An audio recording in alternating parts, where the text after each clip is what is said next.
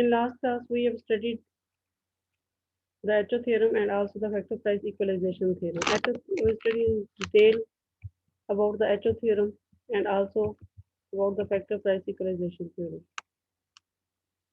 We revise again that according to the Echo theorem, a nation will export the commodity which intensively use the nation's abundant and the cheaper factor and import the commodity which intensively use nation's scarce and expensive factor. And according to the factor price equalization theorem, international trade will bring about equalization of relative and absolute returns to the homogeneous factors across the nation. HO theorem किस चीज़ पे base कर रही थी कि अगर different factors की prices या factors of production की प्राइसेस डिफरेंट है इन डिफरेंट नेशंस तो जिन कमोडिटी की प्रोडक्शन में वो यूज़ होते हैं वो कमोडिटीज चीपर होंगी उन नेशंस के लिए तो वो नेशन उन कमोडिटी की प्रोडक्शन में स्पेशलाइज करेंगे और उन कमोडिटीज को एक्सपोर्ट करेंगे और ये कि आफ्टर ट्रेड ये फैक्टर प्राइसेस में जो डिफरेंस है वो खत्म होगा और ट्रेड बैलेंस हो जाएगी जब दोनों कंट्रीज में या दो नेशन में जो कि हमारे अजम्पशन में दो ही नेशन है फैक्टर प्राइसेस जब तक रिलेटिव फैक्टर प्राइसेस और इक्वल नहीं हो जाती और एब्सोल्यूट भी इक्वल नहीं हो जाती ये थी factor price equalisation theorem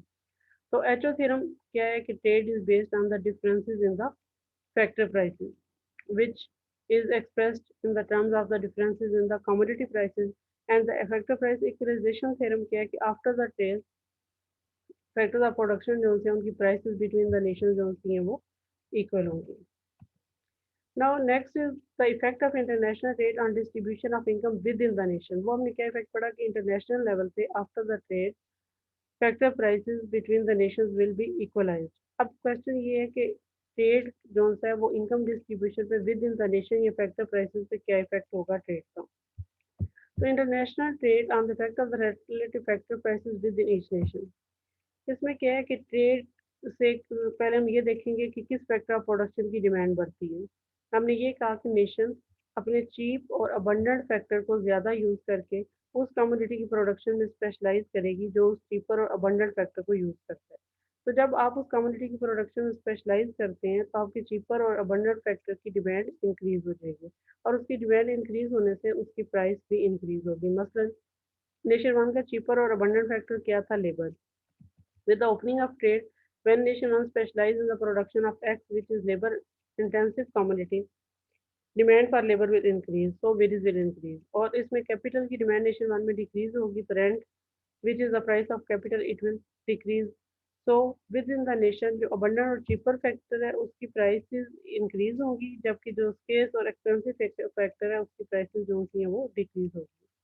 So the real income of labor and the real income of owner of capital move in the same direction as the movement in factor prices. ज़रा कि अगर labour की income increase हुई है तो honour of labour ये capital की income increase हुई है रेंट इंक्रीज हुआ है तो ऑनर ऑफ कैपिटल की इनकम जो होती है इंक्रीज होगी so trade causes the real income of labor to rise and the real income of owner of capital to fall in nation one जबकि nation two में ज़रा इससे अपोजिट होगा in national trade on the effect of the relative factor prices and the distribution of income within each nation in the long run. According to the HOS theorem, Simonson का contribution है इसमें यहाँ पे ऐसे लिखा हुआ है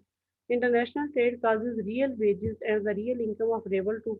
fall in capital abundant and the labor scarce nations, such as the developed countries. And on the contrary, international trade causes real interest and the real income of the capital to fall in a labor abundant and capital scarce nation. Here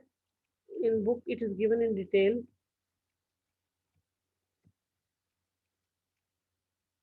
that when the wages will increase, the income of the owner of the labor will increase, or when the capital will increase. For example, international trade causes the real income of the labor to fall and the real income of the owner of capital to rise in nation two. The nation with expensive labor and the cheaper capital. This is the conclusion of Stolper-Samuelson theorem. आगे इसकी यही reason है कि जो developed Nations हैं जिनमें relatively capital जो होता है वो अबंडेंट फैक्टर ऑफ प्रोडक्शन होता है अगर उसको इंटरनेशनल ट्रेड को ओपन कर दिया जाए तो कैपिटल के जो रिटर्न्स हैं वो with the passage of time जो उनसे वो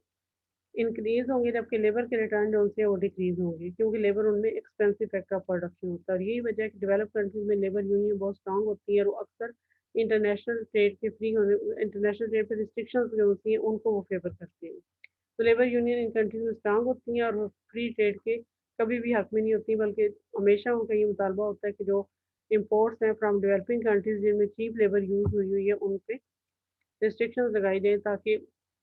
लेबर का नुकसान ना हो या अनएम्प्लॉयमेंट ना हो। So, according to the HOS theorem, international trade causes real wage and the real income of the labor to fall in a capital abundant and labor scarce nation, such as developed countries, and on the other hand, international trade causes real interest and the real income of the capital to fall in the labor abundant and capital scarce nation. लेकिन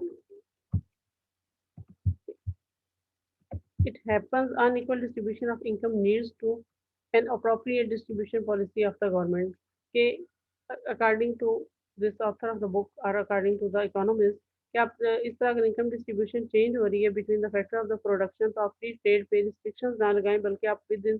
country अपनी इस तरह की policies बनाएं कि income को redistribute कर लें, लेकिन ट्रेड को ओपन ही रहने दें, चाहे वो जिस भी फैक्टर ऑफ प्रोडक्शन की इनकम को इंक्रीज कर रही है।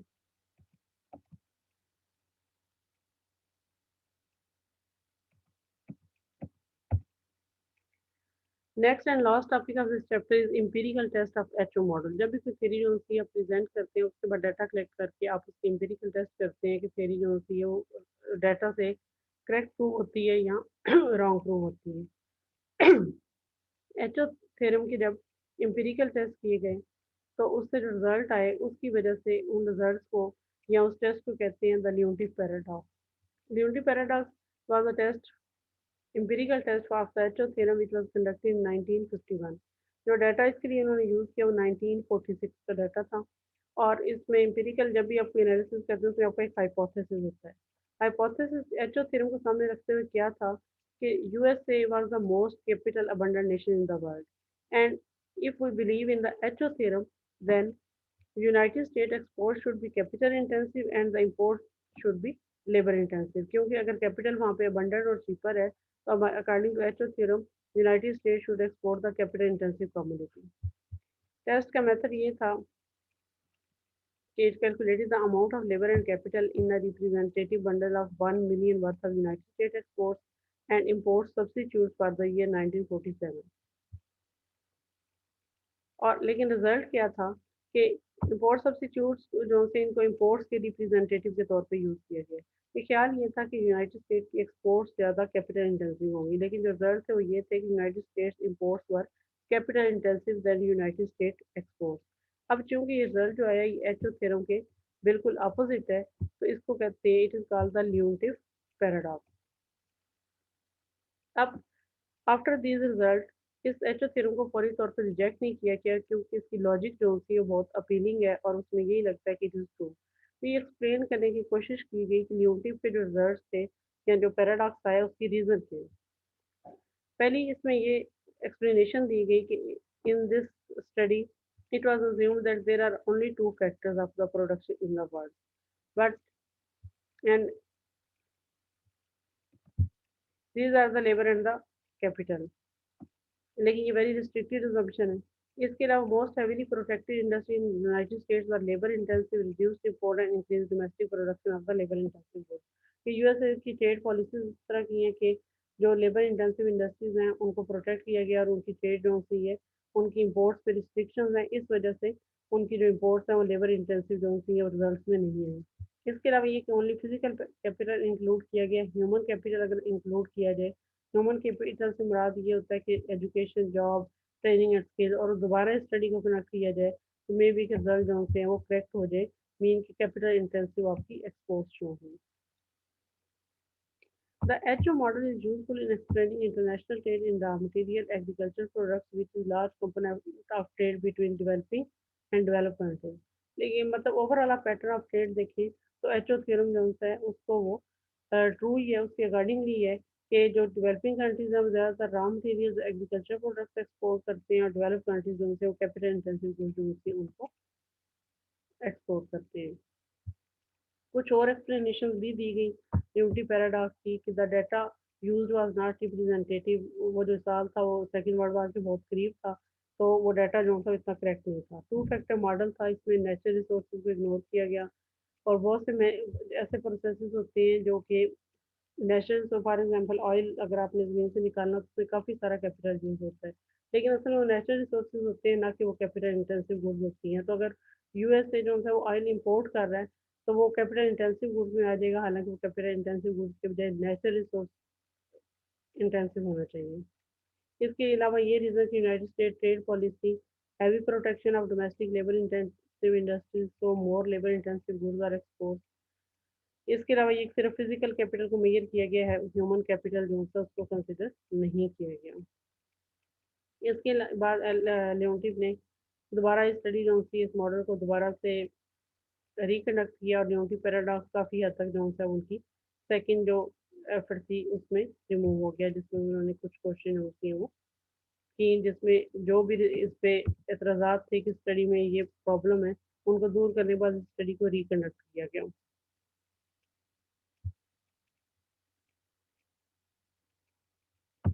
Empirical results seems to show that traditional HO model can explain trade between developed and developing countries, and a highly qualified and restricted version of the HO model, the much larger trade among the developed countries जो सा उसको वो explain नहीं करते। मतलब empirical studies जो होती हैं वो ये शो करती हैं कि अगर एचओ थ्योरम को आप डिटेल से पढ़ें और डाटा को ऑब्जर्व करें तो डेवलपिंग और डेवलप्ड कंट्रीज के दरमियान जो ट्रेड है उसको एचओ थ्योरम से आप एक्सप्लेन कर सकते हैं कि capital abundant country capital intensive goods export करेंगे और labour abundant country labour intensive goods export करेंगे। लेकिन अगर आप जो ट्रेड बहुत ज़्यादा मतलब ट्रेड जो है उसका पार्ट हुआ है जो डेवलप्ड कंट्रीज की आपस की ट्रेड है, तो जो डेवलप्ड कंट्रीज की आपस की ट्रेड है उसको आप एचओ थ्योरम से एक्सप्लेन नहीं कर सकते।